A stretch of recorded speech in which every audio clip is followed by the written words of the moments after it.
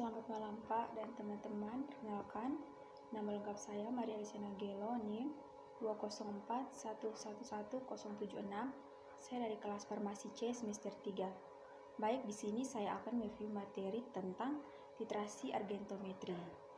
Baik, titrasi argentometri merupakan suatu metode titrasi untuk menentukan kadar halogenida dan senyawa lain yang dapat membentuk endapan dengan perak nitrat atau AgNO3 dalam suasana tertentu.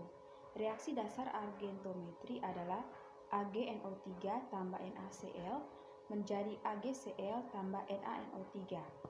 Indikator yang digunakan dalam titrasi argentometri yaitu kalium kromat atau K2CrO4.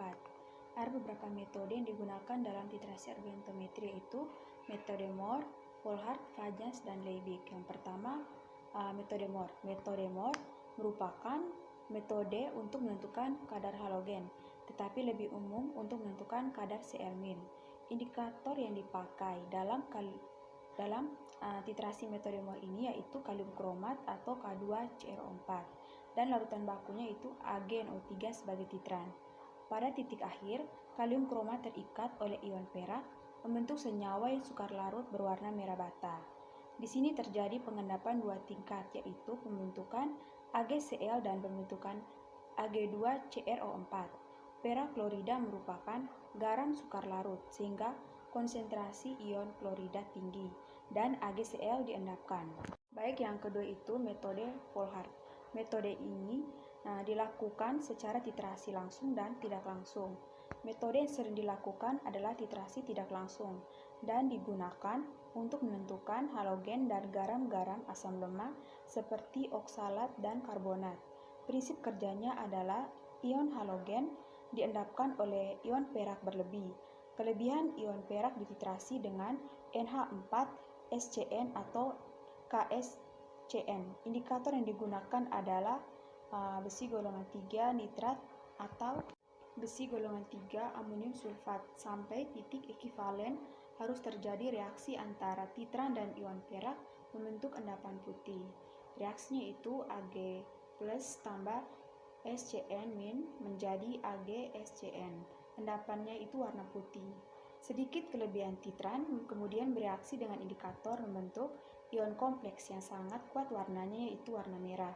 Reaksinya yaitu SCN min tambah Fe3+ menjadi FeSCN2+ yang larut dan mewarnai larutan yang semula tidak berwarna. Berikutnya itu metode Fajans.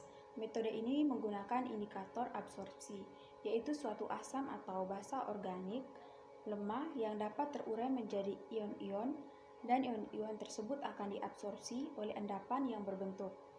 Dalam titrasi secara Fajans digunakan indikator absorpsi. Indikator absorpsi adalah zat yang dapat diserap pada permukaan endapan dan menyebabkan timbulnya warna. Penyerapan ini dapat titik ekivalen antara lain dengan memilih macam indikator yang dipakai dan pH. Indikator ini adalah asam lemah atau basa lemah organik yang dapat membentuk endapan dengan ion perak, misalnya fluoresein yang dapat digunakan dalam titrasi ion klorida dalam suasana netral. Berikutnya itu metode Liebig. Titrasi ini khusus digunakan dengan Cn-. Prinsip reaksinya adalah pembentukan kompleks Ag argentocyanida yang tidak larut. Jika Ag+ berlebih direaksikan dengan Cn-, endapan AgCN yang telah terbentuk akan larut kembali karena terbentuknya kompleks AgCN2+. Jika reaksi pembentukan kompleks tersebut sudah sempurna, kelebihan Ag+ akan menimbulkan kompleks Ag argentocyanida yang tidak larut. Titik akhir tercapai apabila terbentuk endapan yang tidak larut atau bila terjadi kekaruhan. Selanjutnya itu maksud percobaan, yaitu untuk mengetahui dan memahami prinsip titrasi argentometri serta reaksi yang terjadi. Tujuan percobaannya itu menentukan kadar klorida dalam sampel dengan menggunakan titrasi argentometri.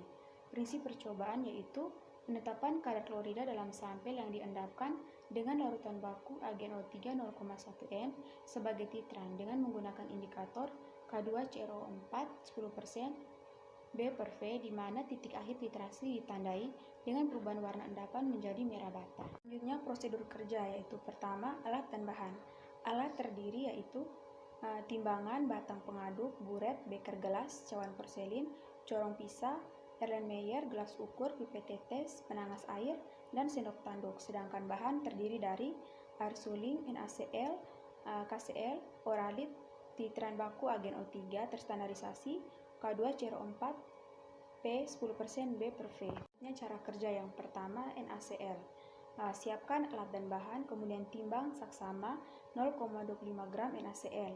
Lalu larutkan NaCl tersebut dalam 50 ml air suling. Tambahkan kurang lebih 3 tetes indikator larutan K2CrO4P. Lalu titrasi larutan sampel, kemudian tambahkan indikator tersebut dengan agen O3 0,1 N hingga terbentuk endapan merah bata. Kemudian hitung kadar sampel, tiap gram NaCl setara dengan 0,6066 gram Cl-min. Berikut cara kerja dari KCl. Yang pertama, siapkan alat dan bahan, kemudian timbang saksama 0,25 gram KCl. Lalu larutkan KCl tersebut dalam 50 ml air suling.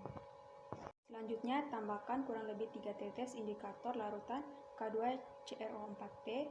Kemudian titrasi larutan sampel, lalu tambahkan indikator tersebut dengan agen O3 0,1 N hingga terbentuk endapan merah bata.